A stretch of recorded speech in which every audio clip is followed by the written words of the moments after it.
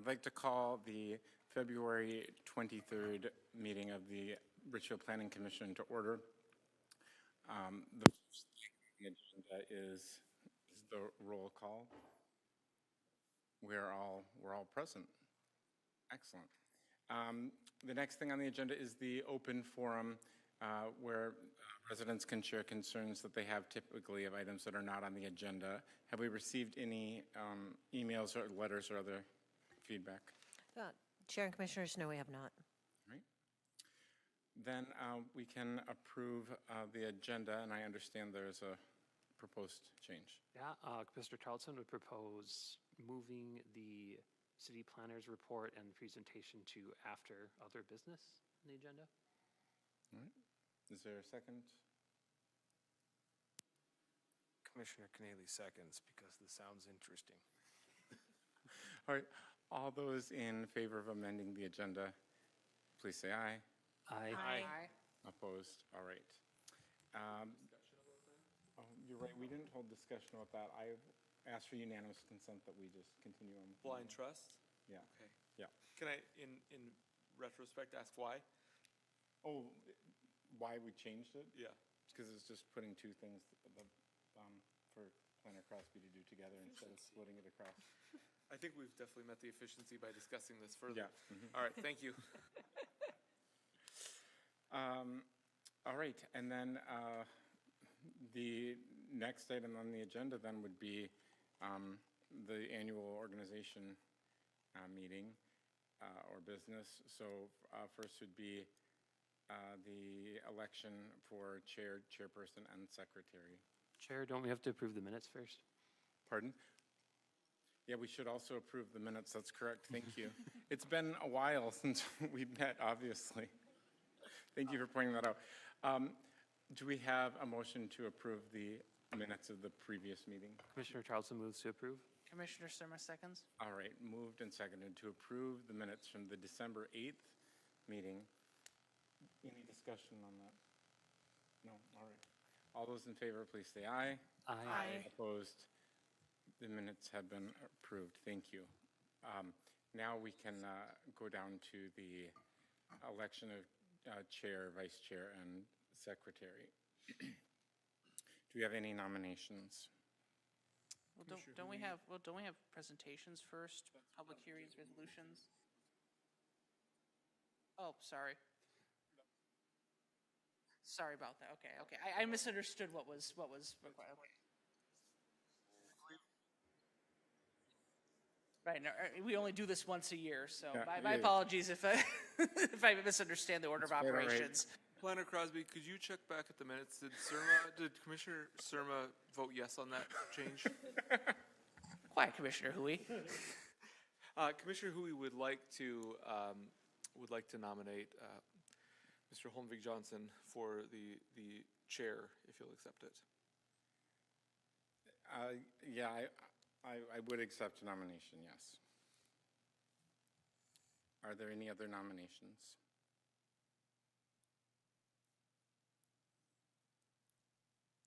All right. It's been. Chair?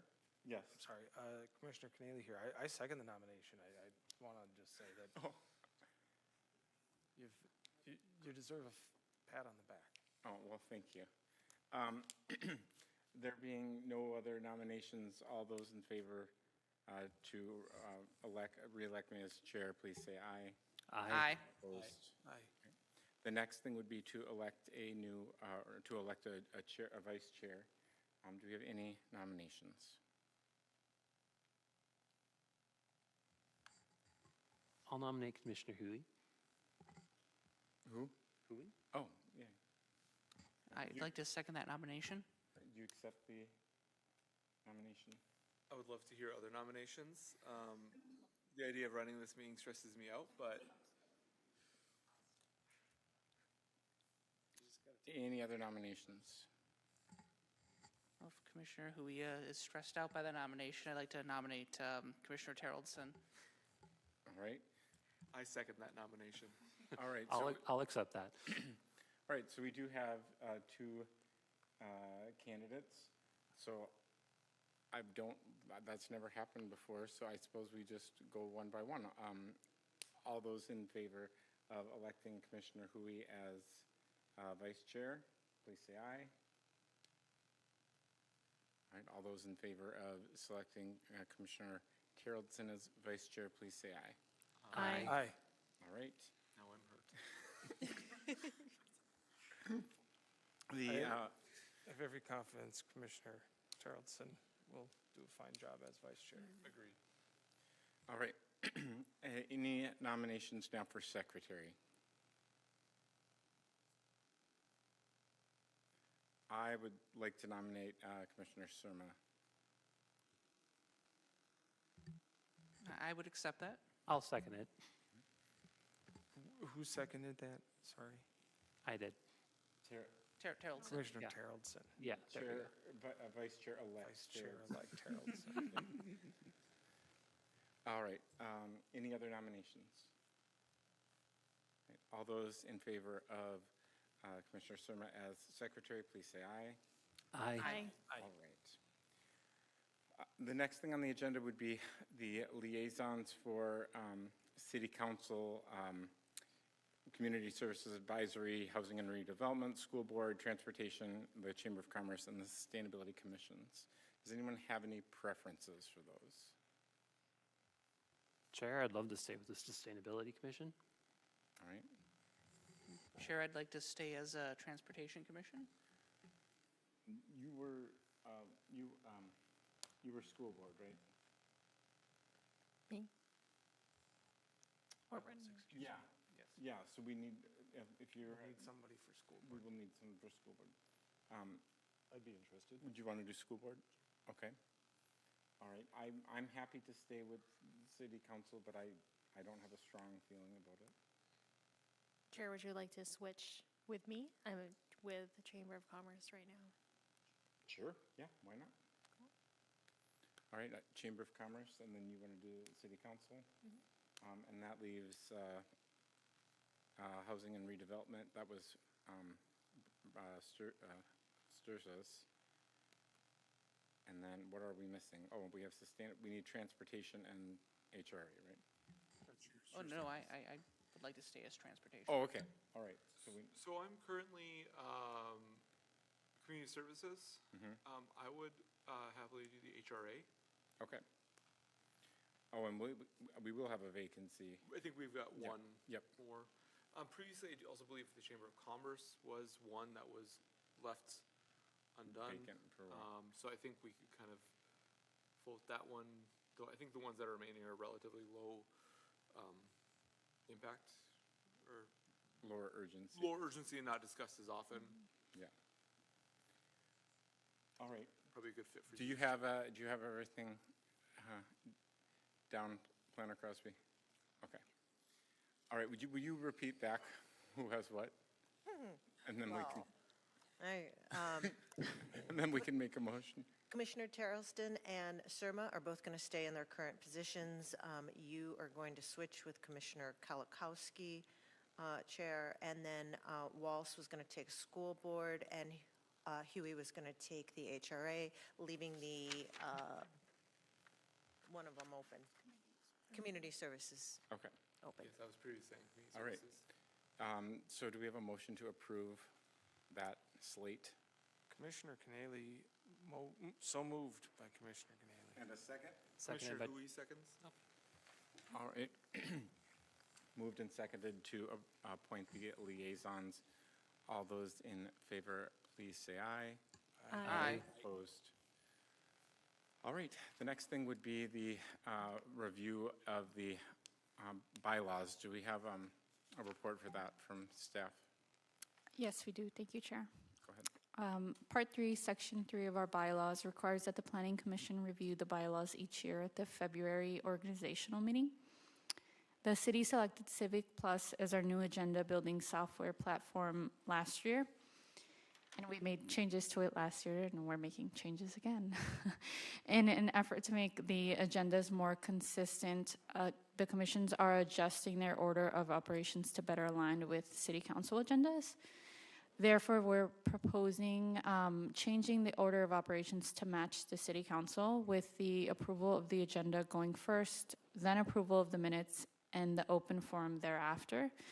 If any of the commissioners have any other changes they would like to consider, now is the time to bring them up for discussion. Commissioner Hui, I have no opposition, but just for curiosity, didn't we just make this switch back a year ago? Okay, Yeah, there's been some back and forth with getting used to the new, sure. yeah, and there's some policies that we can't control, so. No worries. No, I mean, I don't have a strong opposition. I think I didn't then either, but just curious. Any other questions? All right, I would entertain a motion to amend the bylaws. Commissioner Charleston moves to amend the bylaws. Commissioner Surma seconds. All right. It has been moved and seconded to approve or to amend the bylaws as recommended by city staff. Is there any discussion? All those in favor, please say aye. Aye. Opposed? All right, the bylaws have been amended. And then now the annual rescheduling Yeah. discussion. Do you have a report for that? Yes, I do, Chair. Thank you. During the 2024 bylaws review, the Planning Commission indicated a preference for the annual rescheduling of Planning Commission meetings that fall on city-observed holidays. This year, the May meeting falls on Memorial Day. Staff recommends rescheduling the May meeting to Wednesday, May 27th, which would be the next date that the chambers are available. And we also recommend moving the December meeting, even though it doesn't necessarily fall on a holiday. The Planning Commission has traditionally voted to reschedule this meeting earlier due to end-of-year travel arrangements. We recommend rescheduling the December meeting to 2 weeks earlier, Monday, December 14th. All right, any questions? I would entertain a motion to adopt the schedule as proposed by staff. Commissioner Hui nominates that we make this change. All right, is there a second? Commissioner Surma seconds the motion.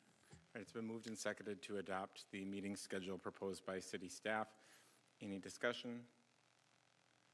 All those in favor, please say aye. Aye. Opposed? All right, that has, the motion has passed. And let's see. All right, the next thing would be liaison reports. City Council, I have no report.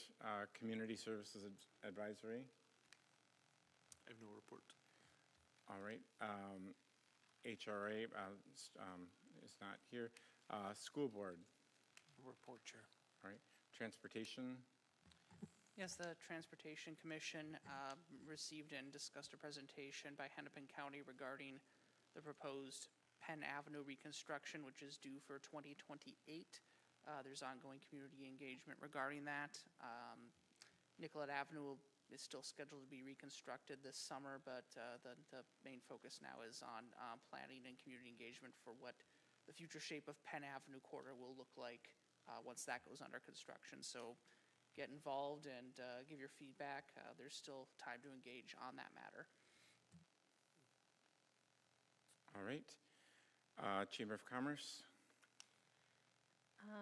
Only update I've got is that the Commerce is already planning 4th of July in PennFest, and they're needing some sponsorships. And they're adding a car show to PennFest. A car show. All right. Sustainability. Big things are that the Fix-It Hub is continuing each second and fourth Wednesday of the month through February. And there are several events coming up this year, including Earth Day, shredding and small appliances recycling, and garden tool swap. All right. Thank you very much. Now we have the city planners report and presentation. Planner Crosby. Thank you, Chair and Commissioners. You'll see in the packet, I provided just some data on the things that we do on a day-to-day basis, in case you ever wondered. On January 13th, the City Council held a joint work session with the HRA to review a revised sketch plan from the Legion, and they discussed design expectations, the mix of affordability, and the video is available if you're interested. On January 27th, the City Council approved the MICCs, which is the Minnesota Independence Community College. Actually, it's College and Community. I always say that backwards for some reason. They approved their request for land use entitlements, and then on February 10th, the City Council held a joint work session with two of you to review draft request for proposals to solicit consultants to assist with the comprehensive plan update. I have since posted the RFP so it is out for the consultants to bid on, and the deadline is at the end of March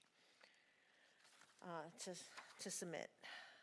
Also, I wanted to, since I bothered to make it, I had been asked by the Transportation Commission to put together a presentation on planning and land use for the Penn Avenue corridor, and didn't really. I had to do a little bit of research to figure out what the presentation on the Penn Avenue corridor might look like, and since I had bothered to put it together, I thought I would also show you guys. There was a brief discussion about having a joint meeting between the Planning Commission and the Transportation Commission to talk about, but their agenda was so packed, it made more sense for me to just give the presentation again. So I'll pull it up here, and then give me a second. And then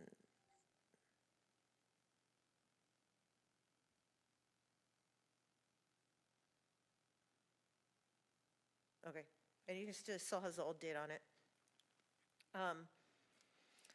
So I've learned that the Penn Avenue corridor has been studied many times over the decades.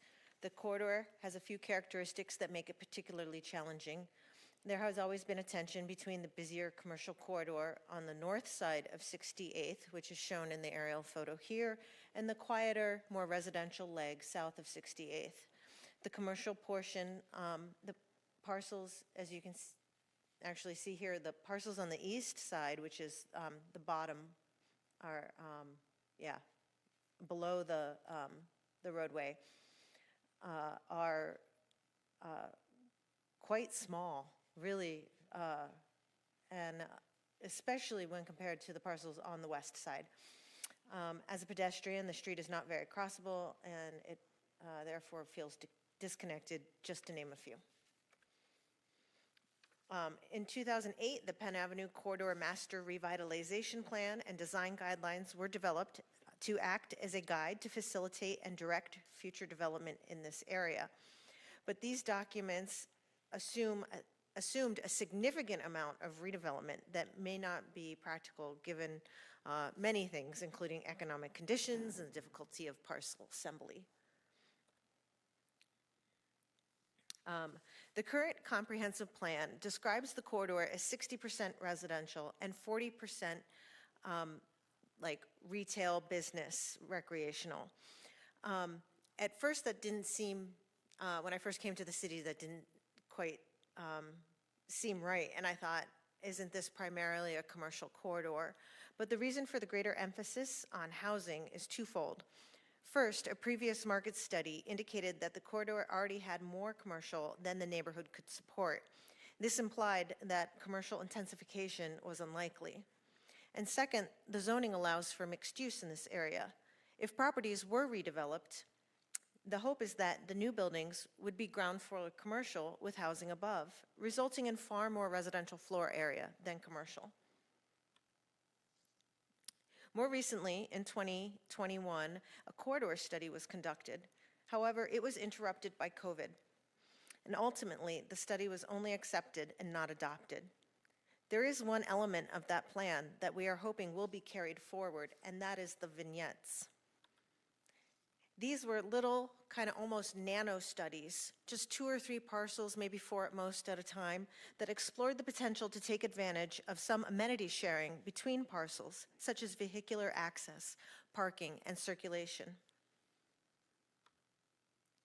Now, this part will hopefully be more interesting to you than it was to the Transportation Commission, but I told them that you don't get to invite a planner to your meeting without her talking about zoning. So there are 2 zoning districts that regulate this area, and we're specifically talking about the commercial area here. The first is the mixed use community zoning district, which is what we call the underlying zoning district. It intends to provide a balanced mix of uses between recreational, commercial, residential. Vertical mixing of uses is encouraged, but is only required if a parcel is more than 2 acres in size, and there really isn't, and I think there's 1 parcel that's more than 2 acres in size. Parking ratios are slightly lower than in other commercial districts, and setbacks are less, promoting a more compact and intense form of development. The Penn Avenue Corridor Overlay District impacts the underlying district by usually modifying it in some way. So it's going to add something or remove something. In this case, such modifications include prohibiting auto repair and detailing. The 2-story minimum building height requirement is waived. In other words, 1 story is allowed. And maximum building heights are reduced from 12 stories to 8, and a mix of uses is not required. So some things that we may want to think about in relation to how these 2 these 2 zoning districts work together. We could, and then, maybe even through the comprehensive plan, there'd be discussion about this. Tweak the overlay district to maybe better reflect the design guidelines that were done back in 2008. Further restrict auto-oriented uses, or maybe regulate where office is allowed. Maybe there's no office on the ground floor, it's only a certain percentage of the ground floor. And the overlay district waives the 2-story minimum requirement. Is single-story redevelopment really desired? And maybe we allow 1 story, but we only allow it for existing uses. And then we could also take a look at further reducing parking requirements if it's maybe in exchange for other pedestrian-oriented amenities, things that we're looking for. So I gave them a brief update about the Penn Station project, which came before you guys. In short, it's a 5-story, 42-unit multifamily building that's currently under construction. The building is fully affordable but geared towards families with several larger units and an indoor play area. And then generally in relation to this corridor, there's definitely a desire to balance keeping open the possibility for redevelopment while encouraging reinvestment in the interim. And that's a tricky balance. The city is currently working on a new small business program called Revive.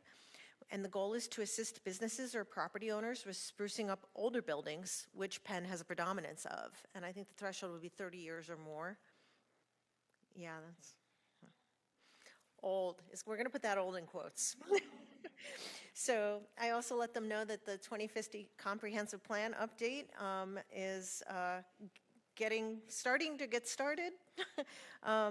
Hopefully we'll maybe have somebody on board by the end of May or the middle of June. And overall, the meat of the work is done over the next 2.5 years. And the draft plan needs to be complete by the middle of 2028 in order for the final plan to be submitted to the Met Council by December 31st of 2028.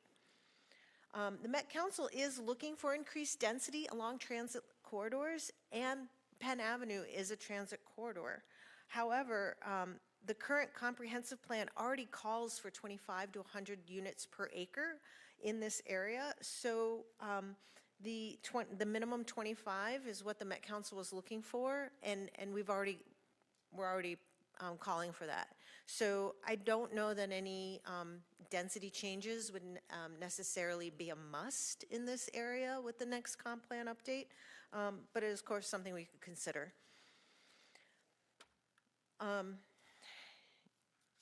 Regarding the redesign of Penn Avenue, we had some internal, and when I mean internal, I mean it wasn't even with Public Works. It was just literally the planners in the office. And we talked about some of the things that, some of the aspects of redesign, and we kind of came to a general consensus internally that on-street parking could potentially be traded for on-site parking. And there may be places along the corridor where doing so is advantageous. Greenery is a priority. Consolidation of access points may be acceptable in locations where it will not adversely impact functionality. And where feasible, owners are encouraged to share access and parking to the benefit of all. And this is that point where we're hopeful that a let's work together kind of mentality will arise with some of those, where some of those vignettes can be brought to life. And then finally, once the county does land on a preferred roadway design for Penn Avenue, the city might want to revisit and refresh the Penn Avenue design guidelines. I thought this was a really helpful map. Personally, kind of giving a hierarchy to the roadways, but the land the building configuration is was that, mass redevelopment scenario that I guess they thought was going to happen. And so maybe adding a little bit more, maybe modifying this to be a little bit more grounded in honoring some of our existing businesses and some of the existing kind of articulation along this roadway. Our design guidelines appear to focus on new construction, so it would be good to relook at them through the lens of building expansions and repurposing, and the greenest building is an existing building. So I believe, yeah, that's the end of my presentation. Yeah. If you have any questions. What kind of feedback did you get? I was asked about 5/1, which is where the ground floor is commercial, and the upper 4 floors are residential. It's a very, cookie cutter form of, like a lot of projects are 5/1. And it does usually lend itself to, the ground floor commercial are larger spaces, and they want more tried and true commercial tenants. They want a Starbucks. They want somebody that knows that they can finance it, that they're going to stay there. So it doesn't really lend itself to like mom and pop type local startups, those types of things. So that's although we would love to see that type of redevelopment. That's great. We get the best of both worlds. We get commercial and we get residential. We also have to balance that with, being sensitive to our existing businesses and new businesses. The other thing is that basically the redesign needs to be able to accommodate both, basically. So when we're talking about, yes, we'd love to see redevelopment, but also, and we need to reinvest in the in what's there now, that then the roadway needs to do both. Commissioner Hu, you have a question. Can you talk a little bit about on-street versus on-site parking, kind of what the implications are for both options, and maybe how we might think about that a little bit, as far as from a planning perspective and from the transportation perspective? I think that the on-street parking, if the right-of-way can accommodate some on-street parking, then maybe the on-site parking could be converted into something else that's more pedestrian friendly. There's a lot of parking in front of buildings that is almost heading off of the roadway sometimes, and that space right in front of the building is prime, it could be prime real estate for something a little bit more pedestrian oriented. And if we are able to work with the county to get the same number of stalls on the street, then that could potentially be a win design-wise. Yeah, I agree with that. I thought I remember in the presentation that it almost seemed like the perspective was inverse, but maybe I misread that on this slide or misremembered that. What do you mean, inverse? In your, the note, you had 4 points from your conversation. Yeah, I thought I remembered,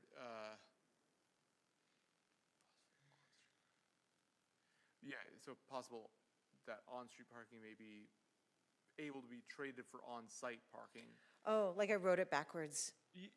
Right, like wouldn't we rather have Yeah. on-street parking rather than on-site parking? Yeah, I think we are looking at where there may be opportunities for on-street parking so that we could utilize the spaces, the area that is now taken up by on-site parking for other things, yes. Okay, yeah, So sorry. it'd be more of a public parking type of situation. Yes, for sure. And just Yeah. as a side note, I mean, I'd be curious, for the city to explore with on-street parking, hopefully when things become dense, the idea of paid parking and how the idea of metered parking might encourage walkability and actually would encourage Turnover, turnover, which would be really great, and it has an inverse effect that you'd expect from it. More people tend to visit when they know they can readily find parking rather than it's kept by someone who's been there for 3.5 days.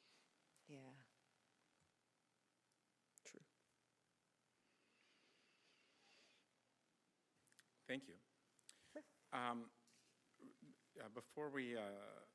Before we would adjourn, I want to thank Commissioner Keneally for his work with us on the Planning Commission, and I think that we all wish for healing and health for you and your family, and we'll miss your presence with us on the commission.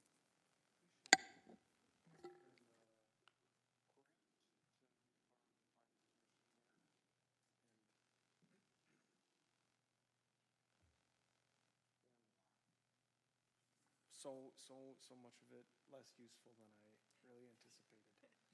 But I loved it all the same. No, seriously, thank you. And just good luck going forward. There's always going to be good stuff coming here. All right. Thank you again. I would entertain a motion to adjourn.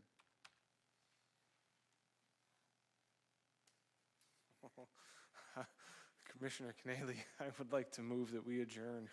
All right, and a second. Commissioner Charlton seconds. Moved and seconded to adjourn. All those in favor, please say aye.